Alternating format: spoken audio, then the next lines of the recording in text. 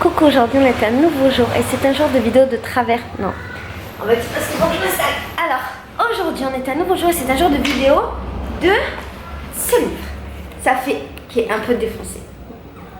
Ça fait hyper longtemps que je t'ai pas fait une vidéo sur le 3 ans de réflexion. Je sais pas pourquoi, en plus je l'aime pour des raisons évidentes. Je sais pas pourquoi et je me suis rendu compte que je m'étais arrêtée genre au 28 novembre. C'est horrible parce qu'on est le 21 avril bientôt. Non, je suis mytho. On est le 11 ou 12 avril. Donc, ça veut dire que ça fait 4 mois que j'ai pas fait de vidéo. Enfin, ça fait pas 4 mois, mais j'ai 4 mois de retard, ce qui est inadmissible. Donc là, j'ai bien envie de faire une petite série de plein de vidéos d'un coup. Comme ça, on rattrape le retard et au moins, voilà. Donc, si jamais tu sais pas ce que c'est ce livre, parce que tu arrives sur la chaîne et que tu connais pas, c'est un journal sur 3 ans qui pose des questions tous les jours qui ont en lien avec le bonheur, le souvenir, des trucs positifs. Et en fait, on remplit les questions tous les jours, on arrive à la fin du livre et quand on est à la fin du livre, on revient au début et on refait la même chose pendant 3 ans. Et l'idée, c'est d'avoir à la fin un journal qui comporte toutes les réponses à ces questions pendant 3 ans. Voilà. Donc, le mien est très fracassé parce que je vadrouille avec, parce que je lui fais la misère. Mais normalement, il ne se fracasse pas comme ça. Le mien est vraiment fracassé. Bref. La dernière fois, je m'étais arrêtée au 28 novembre et cette fois-ci, je vais reprendre au 29. Et pour terminer, au niveau de la présentation, j'ai oublié de te dire, si jamais ce type de projet t'intéresse, sache qu'il y a un Instagram qui s'appelle 3 ans de pensée positive qui existe. Et je poste régulièrement sur cet Instagram les réponses de tous les gens. Les réponses du livre. Et donc, si tu fais partie des gens qui remplissent le livre, s'il te plaît, n'hésite pas à utiliser le hashtag 3 ans de pensée positive ou à me marquer dessus, que ce soit avec le compte 3 ans de pensée positive ou avec le corps, la maison, l'esprit, pour que moi je puisse te retrouver et te partager. Bref. 29 novembre. Le livre demande quelle est la dernière chose que j'ai vue avant de me coucher. Cette question, je la trouve intéressante parce qu'en fait, on réfléchit pas forcément à la dernière chose qu'on voit avant de se coucher, alors que c'est important parce que c'est ce qui marque la fin de notre journée, c'est ce qui marque la fin de quelque chose, le début de notre truc, c'est-à-dire le début de notre sommeil, le début de nos rêves. Et moi je crois, mais je dis peut-être des bêtises parce que je m'appuie sur rien du tout, mais je crois que la manière dont on termine notre journée influence peut-être nos rêves, la manière dont on va dormir et peut-être la manière dont on va se réveiller le lendemain. Et donc voilà, je voulais juste qu'on se pose pour réfléchir à quelle est la dernière chose que j'ai vue avant de me coucher. Je trouve très loin de moi, ça me perturbe. Alors attends, je vais utiliser ça. Tu sais, je n'utilise jamais le... Ah, ça marche? Si. Ben tu sais quoi, je préfère être proche. Voilà, donc on est bon. Donc moi le 29 novembre, ce que j'avais vu la dernière fois, la dernière chose que j'avais vue avant de me coucher, c'était un concert brésilien et c'était merveilleux. Mais je me suis trompée, j'ai pas arrêté. Ah oui, on est en 2007. En fait moi, je sors beaucoup ici au Brésil et donc tous les soirs, après tous les soirs, je suis à des concerts. Et ce qu'il y a de merveilleux par rapport à la France, c'est qu'ici en fait de voir des lives c'est tout à fait normal. Et maintenant pour moi d'écouter de la musique qui n'est pas en live c'est devenu quelque chose d'anormal. Alors qu'en France quand on est en soirée c'est pas rare mais quand même c'est pas hyper commun d'avoir des trucs comme ça en live. Et ici ce qui est génial c'est que c'est quasiment toujours gratuit. Et très souvent il y a juste un chapeau qui passe et les gens mettent de l'argent. Et moi j'en mets tout le temps. Parce que je trouve ça plus intéressant. Franchement, je pense que je dépense beaucoup plus d'argent avec cette méthode-là pour les artistes que si je devais payer pour aller voir des concerts, parce qu'au final je ne paierai pas. Et quand il faut payer, généralement j'y vais pas, ça me gave. Et donc c'est plus intéressant de faire ça. Bref, on s'en fout. Quoi qu'il en soit, le Brésil c'est merveilleux. Tous les jours il y a des concerts, la journée, le soir, des fois même le matin. Et le 29 novembre, c'est ce que j'ai vu avant de dormir. Le 30 novembre. Aujourd'hui, j'ai décidé de prendre la vie avec légèreté et détachement et de ne m'agacer de rien. Les gens s'agacent beaucoup trop dans la vie, beaucoup trop, on s'agace de tout, très vite, alors qu'il n'y a pas de raison et qu'on peut prendre la vie avec beaucoup de légèreté et qu'en fait de compte, quand on y réfléchit bien, la plupart des trucs pour lesquels on s'agace sont pas très très graves. Donc l'idée de ce jour-là, c'est-à-dire de ce 30 novembre de froid, c'était de ne pas s'agacer et de prendre la vie avec légèreté, les choses avec légèreté, de mettre du détachement dans les petites tracas du quotidien et de dire à la fin de la journée à quel moment on a failli être agacé et comment on a fait pour se contenir. Et je trouvais ça intéressant, pas juste de dire voilà toute une journée je m'agace pas, mais d'essayer de comprendre en fait quels étaient les mécanismes, quels étaient tu sais les trucs là qui faisaient qu'à un moment donné on s'agaçait, qu'on supportait pas les trucs, on était énervé. Et je trouvais ça intéressant de les identifier pour pouvoir éventuellement les rayer de la liste en fait pour la prochaine fois, Tu vois, par exemple, ça m'est déjà arrivé d'être, avant, il y a longtemps, d'être agacée par la poste. Voilà, j'allais à la poste et je trouvais que la meuf de la poste, elle comprenait jamais rien et ça se répétait chaque fois. Elle comprenait jamais rien, ça m'agaçait, elle voulait pas faire ce que je voulais. Chaque fois que j'envoyais un colis, on me demandait un numéro, j'avais pas ce numéro, un numéro de téléphone, je l'avais pas. On me demandait des informations que j'avais pas, machin. Et puis un jour, j'ai décidé juste de prendre les choses avec légèreté. Et puis quand on me demandait un numéro de téléphone que j'avais pas, mettre n'importe quel numéro. Quand on me demandait une info que j'avais pas, mettre n'importe quelle information. Et puis on s'en foutait parce qu'en fait, on s'en bat les steaks. Et tout le monde était content. La meuf avait l'information qu'elle demandait, c'était important pour elle. Moi, j'arrivais à envoyer mon colis, j'étais heureuse. J'ai fait la même chose, mais là, ça n'a rien à voir. J'ai fait la même chose quand j'arrivais dans des pays. Il y a plein de pays où quand tu arrives à la douane, à l'aéroport, on te demande de mettre une adresse de résidence. Sauf que moi, quand je fais des voyages, je sais jamais où je vais aller, je connais même pas l'adresse de mon prochain hôtel. Et je voyais plein de gens qui se cassaient la tête à téléphoner à des gens pour dire mais c'est quoi ton adresse, à rechercher l'adresse de l'hôtel, à faire des réservations, à machin, alors qu'on s'en bat les steaks. Moi, j'ouvrais mon routard, je prenais une adresse au hasard, des fois même d'un truc, c'était même pas un hôtel, je mettais n'importe quoi, ou j'inventais une adresse. Et les gens en face de moi étaient contents. Moi, j'étais contente et ça passait. Alors, dans ce cas-là, c'est pas super parce que je pense que ça doit avoir un sens. Et peut-être au cas où si je meurs en chemin pour pouvoir retracer les endroits où j'étais. Mais quoi qu'il en soit, c'était une situation chiante, agaçante, que j'ai désamorcée en apprenant avec du recul et du détachement. Voilà, c'est pour ça que je te donne ces deux exemples qui n'ont rien à voir. 1er décembre.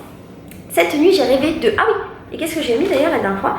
J'ai mis que ma vie était très simple et que j'avais eu aucun agacement.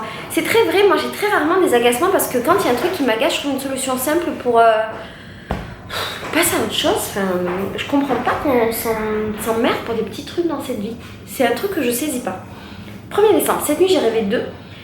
J'ai répondu que j'avais aucun souvenir de mes rêves. C'est très peu de souvenirs, très peu de souvenirs de mes rêves. Voilà, peut-être que je devrais faire une expérience pendant un mois de noter tous les matins mes rêves. Ça peut être sympa ça en vidéo. Genre tous les matins je me réveille et je te fais une vidéo de mes rêves. Dis-moi si ça te plaît. Je te fais une vidéo où je te dis mes rêves. Mais est-ce que ça peut te servir à quelque chose dans la vie? Je crois que non. Je me dis. Ah oui, pourquoi j'avais fait cette question? Parce que je trouvais que c'était chouette de se rappeler de ses rêves. Il y a des gens qui y arrivent, je trouve ça bien, mais reste quand même plein d'heures de notre vie. Ça représente, je sais pas moi, 5 heures, 6 heures, 8 heures de notre vie, c'est pas rien quand même. Et on s'en souvient pas, je trouve ça ouf quand on y pense. Sur une vie, toutes ces heures de rien. Alors c'est pas des heures de rien, parce qu'il se passe plein de trucs, mais tu t'en souviens pas. C'est comme un autre monde, une autre vie, mais tu t'en souviens pas, c'est terrible. 2 décembre, la dernière fois que j'ai remercié ma bonne étoile. Alors, je me souviens plus. J'ai mis tous les jours quand je rentre à pied à Rio. Je m'en souviens. En fait, avant j'habitais dans un quartier qui s'appelle Gloria. Et j'allais de ce quartier-là à un autre quartier qui s'appelle Centro. Et je passais par un quartier qui s'appelle Lapa, donc je faisais 3 quartiers la nuit pour aller danser. Et j'avais à peu près 20-25 minutes de marche et je partais vers minuit tous les soirs et je rentrais vers 5-6 heures du matin. Les 2 quartiers, pas Gloria, mais Lapa et Centro, c'est des quartiers qui sont dangereux. Et normalement, il ne faut pas y aller toute seule la nuit. J'ai déjà vu des gens se faire braquer avec des gens qui avaient des armes. J'ai déjà vu des gens se faire agresser. J'ai déjà vu des mecs courir avec des armes après des gens. Bref, c'est des quartiers dangereux de Rio. Surtout la nuit. Et en fait, moi j'ai fait ça pendant genre 4 mois. Peut-être 4-7 fois par semaine, je sortais le soir et je revenais à pied. J'étais pas inconsciente, j'étais très consciente de mes risques. Je le faisais seule, ce qui est encore plus risqué. Je le faisais seule, ce qui est encore plus risqué. Je faisais hyper attention, hyper attention. J'ai beaucoup de chance parce qu'il m'est rien arrivé. Donc j'étais pas inconsciente, totalement consciente des risques que je prenais. J'allais sans téléphone, avec un tout petit peu d'argent, je faisais attention à ce qui se passait devant, derrière, sur le côté. Une fois il y a un mec qui est venu vers moi, qui voulait pas me laisser passer. Bon, je l'ai engueulé, il m'a laissé passer. Une fois il y a un mec qui m'a suivi en vélo, j'ai fait demi-tour. Ça m'est arrivé 2-3 fois de me faire ramasser par des taxis qui voulaient absolument pas que je marche toute seule dans la rue. Et je leur disais je n'ai pas d'argent. Ce qui était vrai, je voulais pas mettre d'argent dans le taxi et il m'a ramené gratos parce qu'il me disait c'est hors de question que tu te promènes ici la nuit. Et donc voilà, oui, tous ces jours-là j'ai remercié ma bonne étoile et là en ce moment je remercie plutôt ma bonne étoile d'être ici. Et j'ai un truc, j'espère qu'il va durer, j'espère de tout mon cœur et je crois que le jour où il durera plus je quitterai Rio. J'ai un truc qui fait que tous les jours de ma vie je suis heureuse et je remercie ma bonne étoile de m'avoir ramenée à Rio parce que je suis folle amoureuse de cette ville et tous les jours il suffit que je regarde la rue, les gens, les montagnes de Rio, la mer de Rio, tout de Rio et je suis juste heureuse. Voilà. Et voilà. C'est important de remercier sa bonne étoile. Parce qu'elle est toujours là. 3 décembre, le conseil que je voudrais me donner maintenant à moi-même. Alors, j'ai marqué, profite de chaque instant, remplis-toi d'amour, d'énergie et de bonheur. Parfois c'est dur et quand c'est dur, pense au fait que tu as fait le choix le plus courageux de ta vie et pense à combien tu es forte et danse. Voilà. Le conseil que je me donne, c'est danser. En fait, quand je suis triste, je vais danser et ça m'est arrivé plein de fois d'être, mais ça n'a rien à voir avec la question, ça m'est arrivé plein de fois d'être triste parce que je me sentais seule, parce que c'est pas évident. Souvent c'est ça en fait, souvent je me sens seule parce que je me sentais seule et que c'était pas évident. Et je partais juste danser. Il y a de quoi danser tous les jours à Rio. Et ça me rendait trop heureuse. Putain, mais jeudi, oh, ce soir je vais danser. J'aimerais bien que ce soit ma pote qui revienne parce que je m'inquiète pour elle, elle est partie à Londres. Oui. Non, c'est pas Alice, bref. Ouais, c'est important ce que je dis là. C'est le conseil que je me donnerais. Je crois que c'est le conseil que je te donnerais de juste profiter de chaque instant, te remplir d'amour, de bonheur et d'énergie tout le temps. Et ouais, parfois quand c'est dur, je me dis que j'ai fait quelque chose de... J'ai fait un choix courageux, le fait de partir comme ça, toute seule avec mon sac à dos. Et parfois j'en assume les conséquences, qui sont pas évidentes. Mais très souvent, j'en tire les bénéfices. Et donc quand ça va pas très bien, je pense à tous les bénéfices que je tire de ce choix courageux. 4 décembre. 3 choses que mon amoureux fait et qui me rendent heureuse. Bon, quand j'ai fait cette question, j'ai peut-être pas pensé aux gens qui n'avaient pas d'amoureux. 5 décembre. La dernière fois que j'ai été particulièrement bienveillante, c'était quand? Et j'ai mis que c'était avec les gens de mon hôtel bourrés en soirée. Ouais, mais c'était pas une bonne expérience. En gros, quand j'étais dans mon auberge à Rio, la dernière auberge, vu que moi je sortais tout le temps le soir, j'allais tout le temps en soirée, et ben je faisais un peu office de guide. Sauf que je travaillais pas pour l'hôtel, j'étais ni payée, ni remerciée pour ça, et c'était pas mon travail. Et de base, je voulais pas assumer cette responsabilité, mais c'est venu comme ça parce que tous les soirs, les gens de l'hôtel qui savaient que je sortais tout le temps et que j'étais une ancienne et que je connaissais toutes les soirées de Rio, me demandaient Laetitia, tu fais quoi? Et quand je leur dis ce que je faisais, je pouvais pas m'empêcher de dire si tu veux venir, t'es le bienvenu. Je peux pas m'empêcher, franchement, c'est impossible pour moi de pas inviter les gens. Donc je les ai invités et je me retrouvais en mode guide. Et parfois c'était super parce que, on va parler des côtés négatifs, parfois c'était très chiant, comme là. Parce que souvent les gens ils viennent à Rio, ils n'ont qu'une envie, c'est aller en soirée, se bourrer la gueule, faire n'importe quoi. Et je me retrouvais un petit peu avec la babysitter qui doit récupérer tout le monde pour les amener. Alors je les amenais d'une soirée à une autre. Je faisais en sorte que les gens passaient une bonne soirée parce que j'aime trop faire la guide. Et donc voilà, je ramenais les gens dans 3 soirées, 4 soirées. Et je me retrouvais à devoir aller chercher l'un, devoir aller chercher l'autre. Pendant que j'allais chercher les deux, il y en avait 2 qui avaient disparu. Enfin, moi, c'était un bordel. Et parfois même, je prenais un mouchoir et je vais faire comme ça dans la rue pour retrouver les gens parce qu'ils marchaient à 2 à l'heure et que moi, je marchais vite. Qu'on était dans des endroits qui étaient dangereux. Et du coup, j'ai endossé une responsabilité que je voulais pas. Je voulais être responsable que de mon propre corps et pas du corps des autres. C'était super chiant, super chiant. Mais, et puis surtout, parfois il y avait des groupes qui me prenaient vraiment pour une meuf de l'hôtel et qui ne me remerciaient pas, qui n'étaient pas reconnaissants, qui n'étaient pas sympathiques, qui s'amusaient pas avec moi pendant la soirée, alors que c'était pas mon travail. Et ça me faisait chier, clairement. Et après, j'ai arrêté de le faire. Après, je partais en douce de l'hôtel parce que j'avais plus envie d'être avec les gens. Mais par contre, il m'est arrivé beaucoup plus de fois de passer des super soirées et de passer des soirées avec des gens de mon hôtel avec qui je parlais pas forcément et qu'après ça on devienne super potes, voire amis, et ça c'était vraiment chouette. Le 6 décembre. Et si je t'ai fait cette question là, c'est parce que je trouve que c'est important pour toi de penser à la dernière fois à laquelle tu as été bienveillante ou bienveillant, parce qu'en fait, en vérité, tu es sûrement bienveillant et bienveillante plus de fois que ce que tu crois. J'en suis sûre et certaine. Et souvent, les gens, quand tu leur demandes qu'est-ce que tu as fait de gentil dernièrement, quand est-ce que c'est la dernière fois que tu as été bienveillant ou ce genre de choses, et ben comme ils focalisent que sur ce qu'ils font mal ou ce qu'ils ne font pas, et ben ils se rendent pas bien compte et ils ont du mal à dire des choses bien sur eux, alors qu'en fait il y en a plein des choses bien à dire sur eux. Et je voulais juste que vous puissiez vous focaliser sur ce que vous faites de bien parce que vous êtes des belles personnes. Et que moi je le sais. Et qu'il faut que vous le sachiez vous. C'est le plus important. Voilà. Le 6 décembre. Je m'assois à côté d'une personne seule dans un café ou un banc, je discute avec elle, de quoi avons-nous discuté et est-ce que cet échange m'a apporté? Alors j'ai posé cette question-là parce que c'est une habitude que j'ai, en tête je suis gogole, je sais pas, mais j'ai l'habitude de parler avec des inconnus tout le temps. Dès que je suis assise à côté de quelqu'un, je trouve une excuse, je trouve une ouverture, n'importe laquelle, des fois des trucs gogoles, pour parler avec cette personne. J'adore faire ça, j'adore les conversations comme ça, avec des inconnus qui ne mènent à rien, des inconnus que je reverrai probablement, et que je ne revois jamais.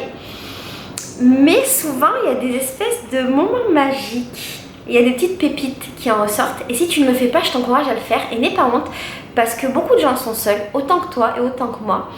Beaucoup de gens sont seuls et ils ont juste besoin de parler avec l'autre et ils ne savent pas comment faire. Et pourquoi est-ce que toi, qui ne sais pas aussi comment faire, tu ferais pas ce pas-là? Juste de discuter avec une personne.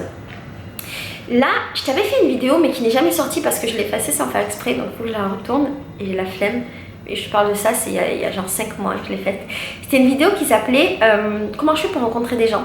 Et je pense que je vais la retourner parce que c'est important. Je crois qu'il y a plein de gens qui ne savent pas comment entrer en contact avec l'autre. Voilà, alors moi, j'ai la chance d'y arriver facilement. Je rentre facilement en contact avec des gens, que ce soit pour parler, que ce soit des petits vieux ou des gens dans la rue, ou que ce soit pour draguer des mecs. J'ai plein de super techniques que je pourrais t'apprendre si tu veux. Des techniques très nulles mais qui marchent à tous les coups ici au Brésil. Mais j'ai cette facilité en fait de rentrer en contact avec les autres humains. Donc je t'en parlerai un petit peu dans ma vidéo de comment rencontrer des gens, mais je pense le développer beaucoup plus dans mon programme sur le bonheur que je vais te préparer. Ça fait 1 an que j'en parle mais je vais le faire. Bref, c'est la question du 6 décembre et moi j'ai mis que j'avais pas réussi à trouver un banc ou un café ce jour-là, mais que je l'avais fait dans mon auberge avec des gens que je connaissais pas et que c'était bien. Dans l'auberge c'était quand même assez facile, souvent il y avait quelqu'un sur un canapé, je m'asseyais à côté de cette personne et je parlais avec cette personne, voilà. Bref, on s'arrête là. Je te ferai la fin du mois de décembre dans la prochaine vidéo que je vais tourner maintenant, en vérité, il n'y a pas de chichi. Je t'embrasse très très fort, je suis hyper contente en fait de me replonger dans le livre, ça me fait des souvenirs et c'est chouette. Et j'ai une bonne nouvelle, je voulais te faire la surprise mais je te le dis parce que je pense que quand tu verras cette vidéo, peut-être que la surprise sera déjà faite. Mais il y a un pote de France qui me ramène mon 5 ans de réflexion, donc je vais reprendre les vidéos 5 ans de réflexion.